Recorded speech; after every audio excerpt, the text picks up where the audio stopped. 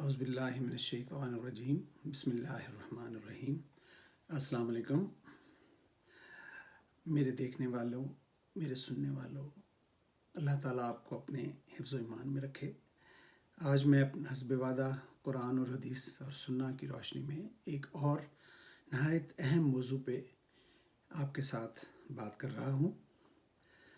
یہ موضوع ہمارے معاشرے کو گھن کی طرح کھا رہا ہے کہ معاشرے میں انحطاط کی، گراوٹ کی بہت ساری وجوہات ہیں، جن میں ایک بڑی وجہ شاید بے روزگاری بھی ہے۔ سرمایہ کی جو تقسیم ہے وہ چونکہ قرآن اور حدیث اور سنہ کی روشنی میں نہیں ہے، زکوٰۃ اور خیرات اور صدقہ کا کانسیپٹ ہی عجیب و غریب لے لیا گیا ہے۔ تو اس وجہ سے اب جہاں بھی جائیں، خاص طور پہ میں ذکر کرتا ہوں اپنے غریب ملکوں کا اور پاکستان اور انڈیا کا خاص طور پہ، کہ جہاں بھی جائیں، کونے میں، گلی میں، کوچے میں، تو آپ کو کسی نہ کسی روپ میں مانگنے والے سے آپ ٹکراؤ ضرور ہو جاتا ہے، آپ کا ضرور سامنا ہوتا ہے کسی نہ کسی کے ساتھ، چاہے وہ مرد ہے، عورت ہے، یا جو بھی ہیں، گلیوں میں، کوچوں میں، چوک میں، خاص طور پر اشاروں میں، جہاں پہ انٹرسیکشن جسے کہتے ہیں، عجیب و غریب شکلیں اور وضع بنا کے لوگ، کسی نے ہڈیوں پہ باندھی ہوئی ہے، کسی نے کچھ کیا ہوا ہے، کسی نے روپ بھی بدلا ہوا ہے۔ تو اگر آپ دیکھیں تو یہ ہمارے معاشرے کی ایک ایسی صورت ہے، ہمارے کلچر جو کہ اسلام کا جو کلچر ہے ہمارے ملک پاکستان میں خاص طور پہ، اس کی ایک بدترین شکل ہے، جو کہ ہمارا اسلام نہیں کہتا۔ مانگنے والے کے لیے اور مانگنے والوں کے لیے اور مانگنے کے لیے سب سے برا کہا گیا ہے۔ بہت ساری احادیث اور قرآن میں ویسی بات ہیں کہ اس سے منع کیا گیا ہے۔ مانگنے والوں کے لیے جو غلط مانگتے ہوں گے، جن کا وہ بات نہیں ہے جس کے لیے وہ مانگ رہے ہیں، اس کے لیے بہت بری وعید ہے ان کے لیے۔ ان کے چہروں سے کہتے ہیں کہ ماس ہی نہیں ہوگا، اور ان کے لیے عجیب و اب میں کہہ نہیں سکتا کہ کس قدر بری سزاؤں کی اور بری وعید کی گئی ہے آخرت میں، اور دنیا میں تو ذلت ہے ہی ہے کہ مانگنے سے برا کام اور کیا ہے۔ اس سے سب سے بڑا جو نقصان ہے وہ یہ ہے کہ جو ضرورت مند ہیں، جن کا حق ہے، جن کو مدد کی واقعی میں ضرورت ہے، ہم لوگ پھر صحیح طور پر ان کی مدد نہیں کر پاتے۔ معاشرے پورے میں اس چیز نے ایک عجیب تناؤ سا پیدا کر رکھا ہے کہ لوگوں کو الجھن ہے کہ کس کی مدد کی جائے اور کس کی نہ کی جائے۔ یہاں تک آتا ہے قرآن پاک میں کہ مانگنے والے کو آپ ڈانٹیں نہیں، آگے سے دھتکارو نہیں، بس ٹھیک ہے، نہیں دیا تو جانے دیں۔ اور یہاں بھی کہا گیا ہے کہ اگر کوئی آ گیا ہے مانگنے والا تو آپ اس کو انکار بھی نہ کریں۔ مگر یہ جو صورتحال تھی اس وقت کہ جب گینگ کے گینگ اور پورے ایک بنا لیے تھے یہاں پہ، جس طرح کہ انہوں نے پورا سسٹم بنا لیا ہے مانگنے والوں کا، لوٹنے والوں کا، کہ وہی مانگتے بھی ہیں اور پھر وہ لوٹنے کا بھی انداز ان کا ہے، جیب کترے بن جاتے ہیں، اور بہت کچھ انہوں نے صورتیں اپنا لی ہیں۔ تو اس کے سب کی موجودگی میں سمجھتا ہوں کہ ہمارے لیے بھی ایک امتحان ہے کہ ہم اللہ کے احکام بھی پورے کریں اور اپنا دامن بھی بچائیں، اپنے آپ کو بچا کے بھی چلیں، اور اس برائی سے، اس کینسر سے بھی ہمارے ملک کو، ہمارے قوم کو بچایا جائے۔ تو مجھے تو اس کا صرف ایک ہی طریقہ نظر آتا ہے کہ میں یہ کہوں گا کہ جو کھڑے ہیں چوکوں میں، اس میں ہماری پوری انتظامیہ شامل ہے۔ میں سوری کہنا بھول گیا تھا کہ پولیس اور وہ جو وارڈنز ہیں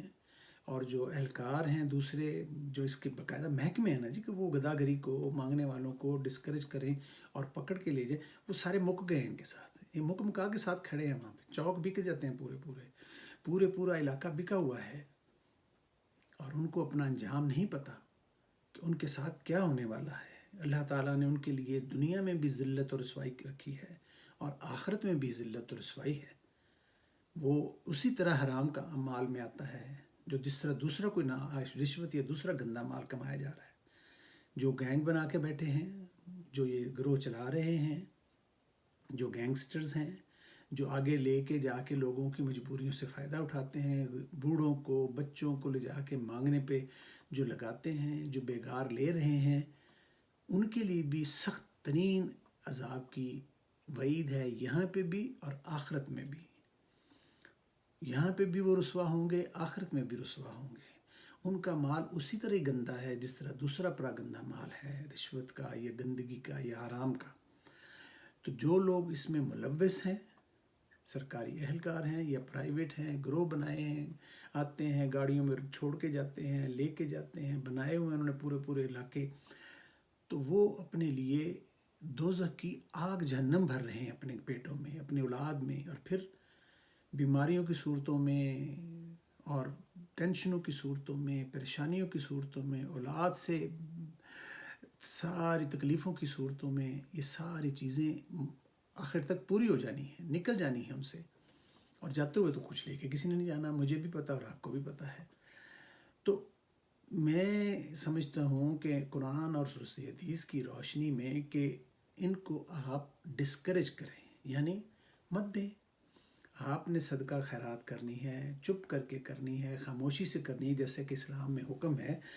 تو اس کا بہترین طریقہ ہے کہ آپ اپنے ارد گرد دیکھیں، جہاں آپ رہتے ہیں، جہاں پر آپ جاتے آتے ہیں، وہ گھرانے جو کسی سے مانگ بھی نہیں سکتے، کسی کو کہتے بھی نہیں ہیں شرم سے، اور اپنے گھر میں ان کی جوان بچی ہیں، بوڑھے ماں باپ ہیں، لیکن ان کے پاس جاب نہیں ہے، بڑی مشکل سے صبح شام گزارا ہوتا ہے، آپ تحقیق کریں، تھوڑی سی کوشش کریں، آپ کا مال بھی صحیح جگہ لگ جائے گا اور اللہ تعالیٰ کا حکم بھی پورا ہو جائے گا، اور آپ کے لیے دنیا و آخرت کی کامیابیاں اور اللہ تعالیٰ کی رضا شامل ہو جائے گی۔ تو یہ جو گینگ ہیں، مانگنے والے ہیں، ان کو ہر موڑ پہ، ہر کارنر پہ ڈسکریج کریں، ڈانٹیں نہیں، مارے نہیں، گالی نہ دیں، کچھ نہ کریں، بس فارغ کریں، دوڑ جاؤ، نہیں ہے، انکار کریں اسے، اور کوشش کریں محکموں میں سربراہ گورنمنٹ کے اگر کوئی مجھے سنتے ہیں، دیکھتے ہیں، تو خدا را آپ کے پاس اگر اختیارات ہیں، ٹریفک وارڈن ہیں، پولیس والے ہیں، تو ان کی یہ ڈیوٹی ہے کہ وہ ان کو سزا دلوائیں، ان کو ان کا جو انجام ہے اس تک پہنچائیں، ان کو جیل بھجوائیں، اور جیلوں میں بھی اللہ تعالیٰ معاف کرے جو افسر بیٹھے ہیں، ان کو بھی چاہیے کہ وہ بھی اپنی آخرت کا انجام کا دھیان رکھیں، پولیس والوں کو بھی چاہیے، ہمارے اہلکاروں کو بھی چاہیے کہ وہ دیکھیں نا، رشوت سے بھی برا ہے، رشوت بھی حرام ہے تو یہ بھی حرام ہے، مانگنا بھی حرام ہے، گندگی تو گندگی ہے، چاہے وہ گوبر کی شکل میں ہو، چاہے انسانی فضلہ ہو، چاہے جانوروں کا فضلہ ہو، تو یہ ساری گندگی ہے جو اپنے چہروں پہ بھی ملتے ہیں اور جو اپنے پیٹوں میں بھی ڈال رہے ہیں۔ تو میں تو صرف یہی کہوں گا کہ آپ ان کو ڈسکریج کریں اور اپنے ارد گرد دیکھیں جو ضرورت مند ہیں، بڑھ چڑھ کے صدقہ خیرات کریں، ان کو دیں، ان کے مہینے لگائیں، ان کے لیے جابز کا بندوبست کریں، ان کی بچیوں کے لیے رشتوں کا بندوبست کریں، ان کی شادیاں کریں، اور اپنی آخرت سنواریں،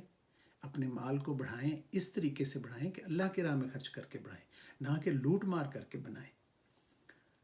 نہ کہ اس کو جمع کر کے ضائع کر دیں کہ وہ تو لوگ لے جائیں گے جب آپ جائیں گے۔ تو اللہ تعالیٰ ہم سے جزائے خیر کروائے اور ہمیں جزائے خیر عطا فرمائے۔ اللہ حافظ و نگہباں۔